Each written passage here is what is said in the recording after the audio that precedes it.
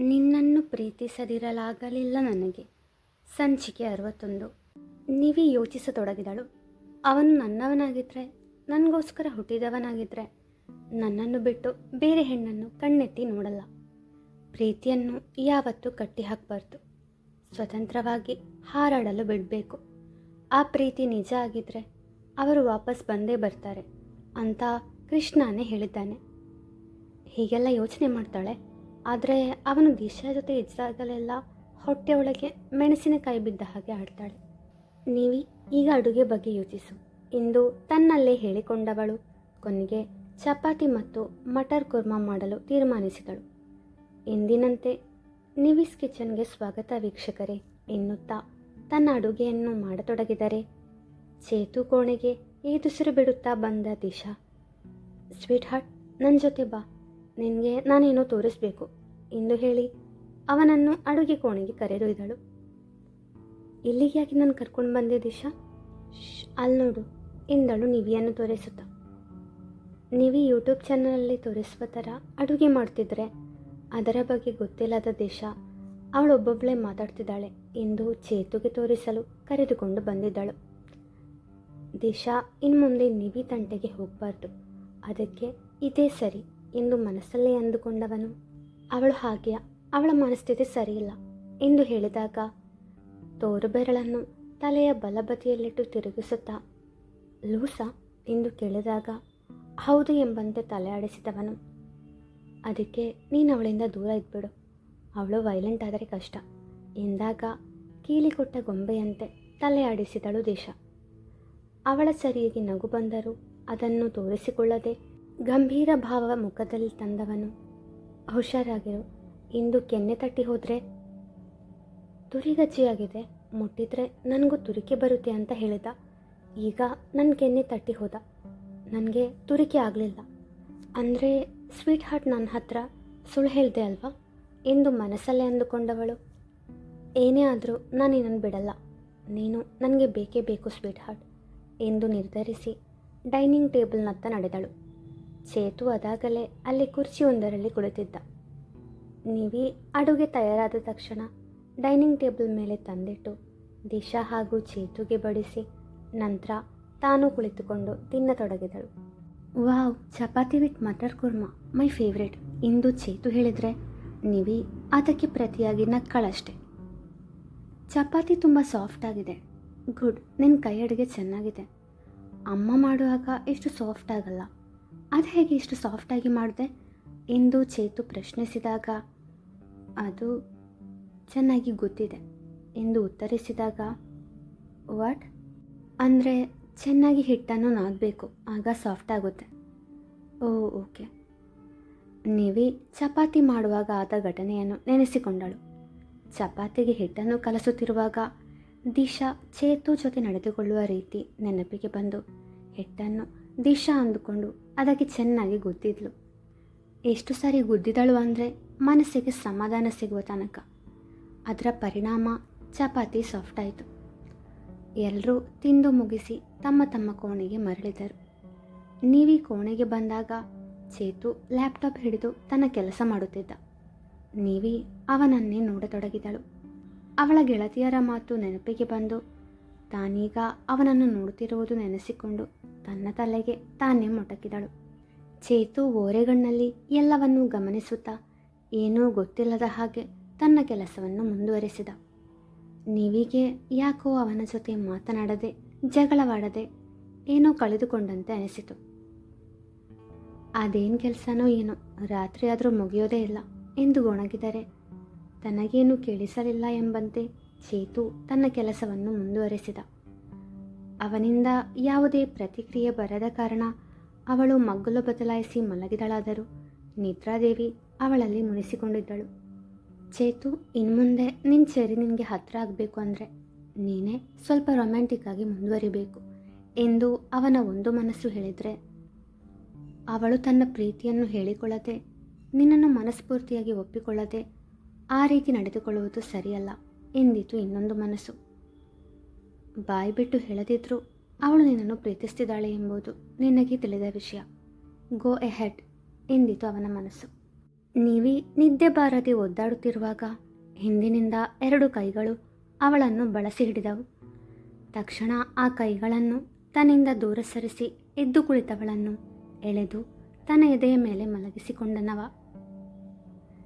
ಯಾಕೆ ನನ್ನ ಜೊತೆ ಮಾತಾಡ್ದೆ ನಿದ್ದೆ ಬರ್ತಿಲ್ವಾ ಮುದ್ದು ಎಂದವನು ಕೇಳಿದಾಗ ಇವನಿಗೆ ಹೇಗೆ ಗೊತ್ತಾಯಿತು ಎಂದು ಮನಸ್ಸಲ್ಲೇ ಅಂದುಕೊಂಡವಳು. ಹಲೋ, ಏನಂದೆ? ಮುದ್ದುನಾ? ಯಾರು ನೀನು ಮುದ್ದು? ನೀನೇ ನನ್ನ ಮುದ್ದು. ನೋಡು, ನನ್ನನ್ನು ಆ ರೀತಿ ಕರಿಬೇಡ. ಮೊದಲು ಬಿಡು ನನ್ನನ್ನು. ಬಿಡಲ್ಲ. ಏನು ಮಾಡ್ತೀಯಾ? ನೋಡು, ನನ್ನನ್ನು ಬಿಡೋದು ನಿನ್ನ ಆರೋಗ್ಯಕ್ಕೆ ಒಳ್ಳೆಯದು, ಇಲ್ಲ ಅಂದರೆ ಗುದ್ಬಿಡ್ತೀನಿ. ಅಯ್ಯೋ, ನನ್ನ ಆರೋಗ್ಯದ ಬಗ್ಗೆ ಎಷ್ಟು ಕಾಳಜಿ ನಿನಗೆ, ನನ್ನ ಮುದ್ದು ಹೆಂಡತಿ ಎನ್ನುತ್ತಾ ಅವಳ ಕೆನ್ನೆಗೆ ಮುತ್ತಿಟ್ಟಾಗ ಅನಿರೀಕ್ಷಿತವಾಗಿ ನಡೆದ ಘಟನೆಯಿಂದ ದಂಗಾಗಿ ಹೋದವಳು. ನಿನ್ನ ಎಷ್ಟು ಧೈರ್ಯ ಇದ್ದರೆ ನನ್ನ ಜೊತೆ ಈ ರೀತಿ ನಡ್ಕೊಳ್ತೀಯಾ ಎಂದು ಅವನ ಎದೆಗೆ ಗುದ್ದಿದಾಗ, ಧೈರ್ಯ ಯಾಕೆ? ಪ್ರೀತಿ ಸಾಕಲ್ವಾ? ನೀನು ನನ್ನ ಹೆಂಡತಿ, ಸೊ ನಾನು ಈ ರೀತಿ ಪ್ರೀತಿ ಮಾಡ್ಬೋದಲ್ವಾ ಎಂದವನು ಮತ್ತೆ ಮುತ್ತಿಟ್ಟಾಗ ಕೆನ್ನೆ ಉಜ್ಜಿಕೊಳ್ಳುತ್ತಾ, ಪ್ರಪಂಚದ ಕಣ್ಣಿಗಷ್ಟೇ ನಾವು ಗಂಡ ಹೆಂಡತಿ, ನಿಜವಾಗ್ಲೂ ನಾವು ಗಂಡ ಹೆಂಡತಿ ಅಲ್ಲ ಎಂದಾಗ, ಆಗ ಕೆನ್ನೆಗೆ ಕೊಟ್ಟಿದ್ದು ಬೇರೆ ಕಡೆ ಕೊಡೋದು ಬೇಡ ಅಂದರೆ ಸುಮ್ಮನೆ ಮಲ್ಕೋ, ನಂಗೆ ನಿದ್ದೆ ಬರ್ತಿದೆ ಎನ್ನುತ್ತಾ ಅವಳನ್ನು ತನ್ನ ಎದೆಗೊರಗಿಸಿಕೊಂಡು ಗಟ್ಟಿಯಾಗಿ ತಬ್ಬಿಕೊಂಡು ಮಲಗಿದ. ಕೊನೆಗೆ ಹೋರಾಡಿ ಸೋತವಳು ಹಾಗೆ ಮಲಗಿದಳು. ಅವನ ಎದೆ ಬಡಿತದ ಜೋಳ ಕೇಳುತ್ತಾ ಹಾಯಾಗಿ ನಿದ್ದೆ ಮಾಡಿದಳು. ಡೈನಿಂಗ್ ಟೇಬಲ್ನಲ್ಲಿ ಚೇತು ನಿವಿಯನ್ನು ನೋಡುತ್ತಿದ್ದ. ಪ್ರೀತಿಭರಿತ ನೋಟವನ್ನು ನೋಡಿ ಅರಗಿಸಿಕೊಳ್ಳಲಾರದೆ ಒದ್ದಾಡುತ್ತಿದ್ದ ದಿಶಾ, ಸ್ವೀಟ್ ಹಾರ್ಟ್, ನೀನು ನನ್ನವನು, ನೀನು ನನಗೆ ಬೇಕೇ ಬೇಕು, ನಿನ್ನನ್ನು ಅವಳಿಂದ ದೂರ ಮಾಡೇ ಮಾಡ್ತೀನಿ ಎಂದವಳು ತನ್ನ ಮೊಬೈಲ್ ತೆಗೆದುಕೊಂಡು ಕರೆ ಮಾಡಿದಳು. ಮಧ್ಯರಾತ್ರಿ ನಿವಿಗೆ ಎಚ್ಚರವಾದಾಗ ಚೇತು ಅಲ್ಲಿರಲಿಲ್ಲ. ಎದ್ದು ಕುಳಿತವಳು ಸುತ್ತಲೂ ನೋಡಿದಳು. ಅವನ ಸುಳಿವಿಲ್ಲ. ಲೈಟ್ ಆನ್ ಮಾಡಿದವಳು ಗಡಿಯಾರದ ಕಡೆಗೆ ನೋಡಿದಳು. ಸಮಯ 12:30 ಆಗಿತ್ತು. ಇಷ್ಟು ಹೊತ್ತಲ್ಲಿ ಈ ಕಿಟ್ಟಪ್ಪ ಎಲ್ಲ ಹೋದ ಎನ್ನುತ್ತಾ ತನ್ನ ಕೋಣೆ ಪೂರ್ತಿ ಅವನಿಗಾಗಿ ಹುಡುಕಾಡಿದಳು. ಅವನೆಲ್ಲೂ ಕಾಣಲಿಲ್ಲ. ಬಾಲ್ಕನಿಗೆ ಹೋಗಿ ನೋಡಿದಾಗ ದಾರಿದೀಪದ ಬೆಳಕಿನಲ್ಲಿ ಯಾರೋ ಬರುತ್ತಿರುವ ಹಾಗೆ ಕಂಡಿತು. ಸೂಕ್ಷ್ಮವಾಗಿ ಗಮನಿಸಿದವಳಿಗೆ ತಿಳಿಯಿತು ಅದು ಚೇತು ಎಂದು. ಆದರೆ ಚೇತು ಒಬ್ಬನೇ ಇರಲಿಲ್ಲ, ಜೊತೆಗೆ ದಿಶಾ ಕೂಡ ಇದ್ದಳು. ಅವರಿಬ್ಬರನ್ನು ಜೊತೆಯಲ್ಲಿ ನೋಡಿ ನಿಂತ ನೆಲವೇ ಕುಸಿದಂತಾಯಿತು ಅವಳಿಗೆ. ಸ್ವಲ್ಪ ಹೊತ್ತಿನ ಮೊದಲು ತಾನೇ ಹೇಳ್ದ, ನೀನು ನನ್ನ ಹೆಂಡತಿ, ನಾನು ನಿನ್ನ ಪ್ರೀತಿ ಮಾಡ್ಬೋದಲ್ವಾ ಅಂತ.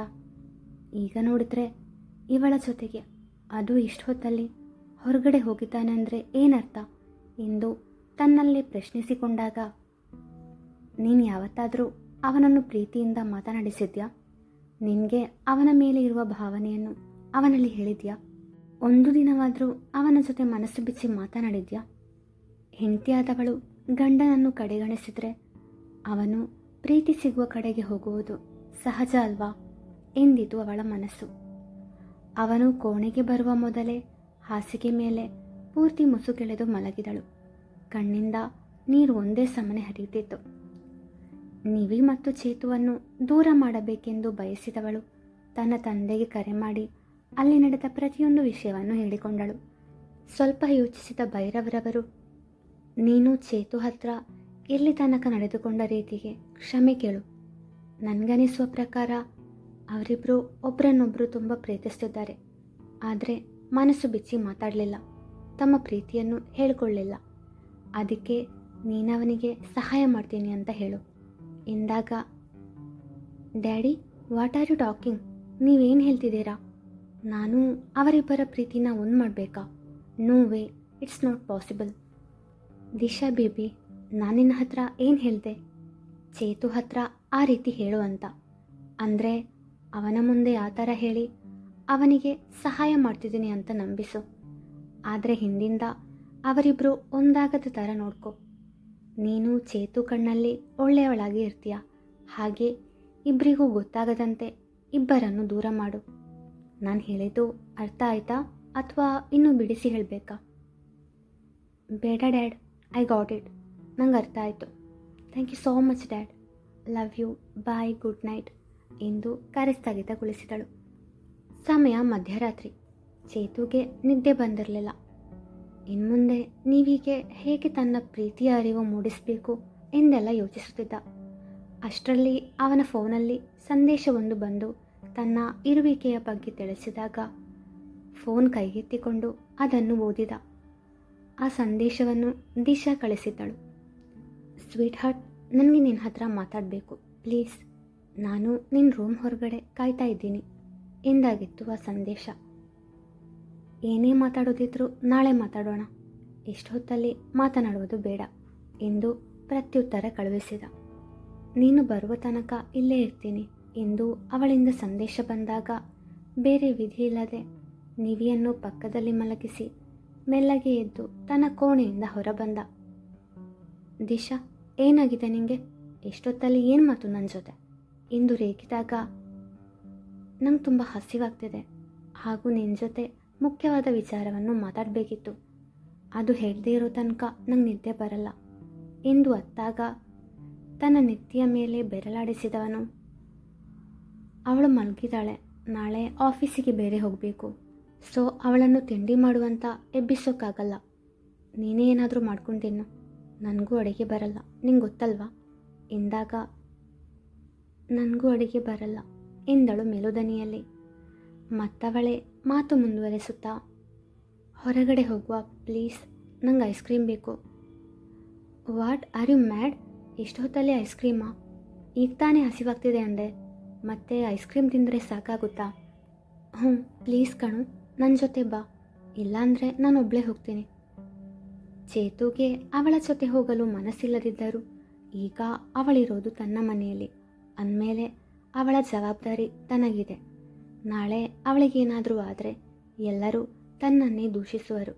ಅದಕ್ಕಾಗಿ ಅವಳ ಜೊತೆ ಹೊರಗೆ ಹೋಗಲು ನಿರ್ಧರಿಸಿದ. ನೀನು ಬೇಗ ರೆಡಿಯಾಗಿ ಬಾ ಎಂದಾಗ, ನಾನು ಆಲ್ರೆಡಿ ರೆಡಿಯಾಗಿದ್ದೀನಿ, ಬಾ ಹೋಗೋಣ ಎಂದು ಅವನ ಕೈ ಹಿಡಿದಾಗ ಅವಳಿಂದ ತನ್ನ ಕೈ ಬಿಡಿಸಿಕೊಂಡವ, ಒಂದು ನಿಮಿಷ ಈಗ ಬಂದೆ, ನಿನ್ನ ಕೆಳಗಡೆ ಇರು ಎಂದಾಗ ಸರಿ ಎಂದವಳು ಕೆಳಗಡೆ ಹೋದಳು. ಚೇತು ತನ್ನ ಕೋಣೆಗೆ ಬಂದವನು ನಿವಿಯ ಬಳಿ ಕುಳಿತು ಅವಳ ತಲೆ ಸವರುತ್ತಾ, ಪುಟ್ ಮಗು ಥರ ಮಲಗಿದ್ಯಾ ನನ್ನ ಚೇರಿ, ಮೊದಲೇ ಮುದ್ದು ನೀನು, ಈಗ ಇನ್ನೂ ಮುದ್ದಾಗಿ ಕಾಣಿಸ್ತಿದ್ಯಾ. ನಾನು ದಿಶಾ ಜೊತೆ ಹೊರಗೆ ಹೋಗಿ ಬೇಗ ಬಂದುಬಿಡ್ತೀನಿ. ಪುಟ್ ಮಗು ಥರ ಮಲಗಿರೋ ನಿನ್ನನ್ನು ಎಬ್ಬಿಸೋಕೆ ಮನಸ್ಸು ಆಗ್ತಿಲ್ಲ ಕಣೋ. ನೆಕ್ಸ್ಟ್ ಟೈಮ್ ನಾವಿಬ್ಬರು ಜೊತೆಯಲ್ಲೇ ಹೋಗೋಣ ಆಯಿತಾ ಎಂದು ಅವಳ ಹಣೆಗೆ ಮುತ್ತಿಟ್ಟನು. ಆದರೆ ನಿವಿ ಇದು ಯಾವುದರ ಪರಿವೇ ಇಲ್ಲದೆ ಚೆನ್ನಾಗಿ ನಿದ್ರಿಸುತ್ತಿದ್ದಳು. ಕೋಣೆಯಿಂದ ಹೊರಬಂದವನು, ಹೋಗೋಣ ಎಂದು ದಿಶಾ ಹತ್ತಿರ ಹೇಳಿದಾಗ, ಕಾರ್ ಬೇಡ, ನಡ್ಕೊಂಡು ಹೋಗೋಣ ಎಂದಳು ದಿಶಾ. ವಾದ ಮಾಡುವುದಕ್ಕಿಂತ ಅವಳು ಹೇಳಿದ ಹಾಗೆ ಕೇಳುವುದು ಒಳ್ಳೆಯದು ಎಂದನಿಸಿತು ಅವನಿಗೆ. ಇಬ್ಬರು ಜೊತೆಯಲ್ಲಿಯೇ ಹೆಜ್ಜೆ ಹಾಕಿದರು. ಮುಂದುವರಿಯುವುದು